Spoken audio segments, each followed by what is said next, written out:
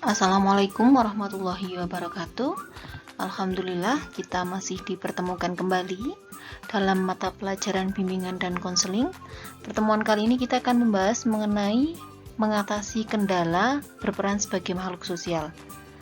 Kita awali dengan pembacaan doa, semoga ilmu yang diperoleh bermanfaat. Berdoa dipersilahkan.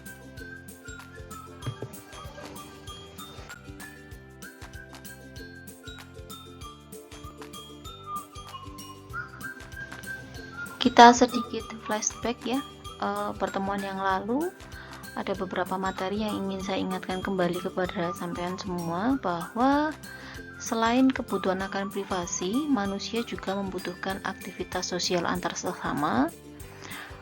Namun perlu diingat bahwa setiap manusia itu memang memiliki kebebasan. Kebebasannya terbatas dalam mengekspresikan keinginannya. Batasannya di mana? Batasannya adalah keberadaan orang lain yang juga ingin mengekspresikan keinginannya. Kemudian saya juga memberikan tugas kelompok. Terima kasih yang sudah mengerjakan. Terima kasih juga sudah semangat untuk membentuk kelompok. Meskipun ada yang belum mengerjakan tugas kelompoknya, saya tunggu. Saya kemarin minta dibantu untuk sampean browsing mengenai kendala-kendala dalam menjalankan peran sebagai makhluk sosial. Ini akan kita bahas pada pertemuan kali ini. Saya ingatkan terlebih dahulu, kita akan berbicara mengenai interaksi. Interaksi merupakan hubungan imbal balik dalam melakukan kegiatan atau aktivitas sehari-hari. Interaksi ini erat hubungannya dengan pelaksanaan peran sebagai makhluk sosial.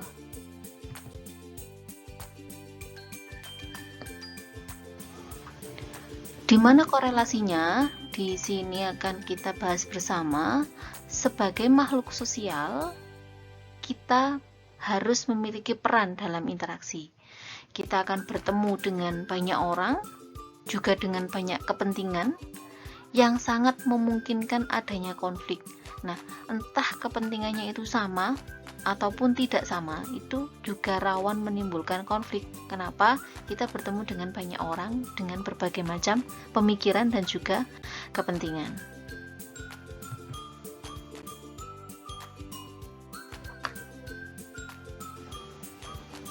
Nah, kita cari tahu sumber munculnya permasalahan. Yang pertama adalah dari diri sendiri. Sikap individual yang tidak bisa dikendalikan oleh seseorang itu akan menimbulkan potensi konflik pada saat harus melakukan interaksi dengan lingkungannya. Yang kedua dari lingkungan, adanya benturan kepentingan. Contohnya, misalkan memiliki keinginan yang berbeda namun minta untuk ditunaikan dalam waktu yang bersamaan. Sangat mungkin sekali. Contoh ini aja,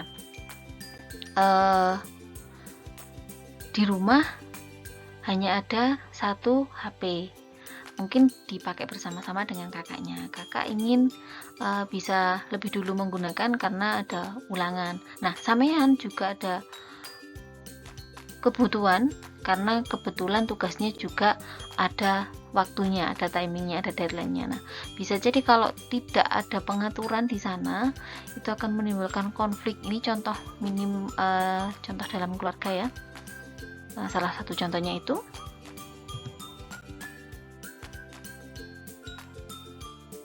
Ini yang harus diingat, sebagai makhluk sosial, manusia itu memiliki naluri untuk saling tolong-menolong, toleransi, simpati, dan juga empati. Ini penting untuk diketahui sampean semua. Sekalipun kita ini berkonflik, sekalipun kemungkinan untuk perbedaan itu ada, tapi harus tetap mengedepankan nilai-nilai sebagai naluri kemanusiaan kita untuk bisa saling tolong-menolong, bisa toleransi, saling menahan diri, bisa bersimpati dan juga berempati.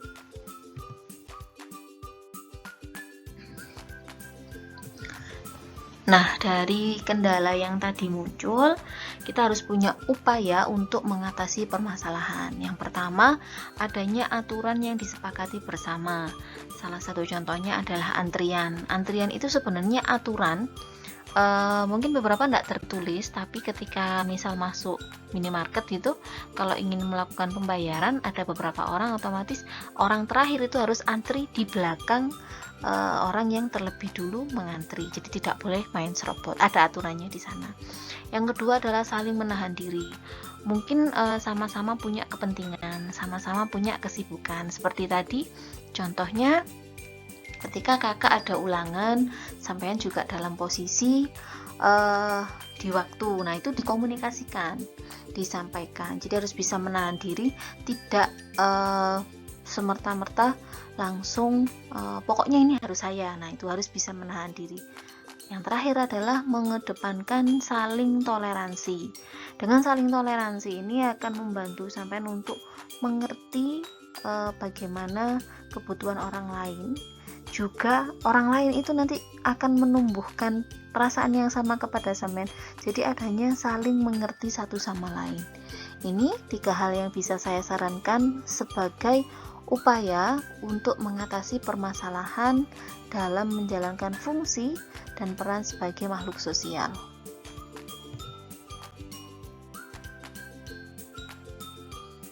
Yang tidak kalah penting adalah bangunlah komunikasi positif untuk meminimalkan kendala-kendala yang mungkin muncul dalam berinteraksi. Meskipun 3 hal tadi sudah dilakukan, ada lagi yang memang harus diupayakan adalah membangun komunikasi positif.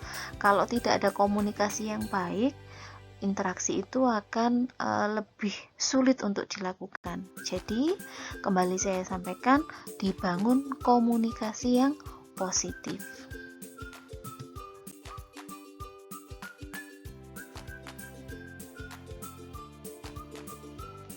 Oke, untuk tugas hari ini silakan mempelajari materi, bisa browsing di internet.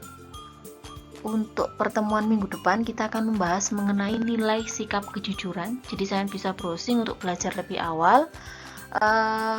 Tidak ada tugas yang harus diupload di GCR untuk pertemuan kali ini. Ini dipelajari sebagai bahan untuk tugas kelompok pada pertemuan mendatang. Jadi tugas akan saya berikan pada pertemuan mendatang. Untuk pertemuan yang hari ini, tugasnya cukup mempelajari, bisa browsing di internet. Temanya adalah nilai sikap kejujuran.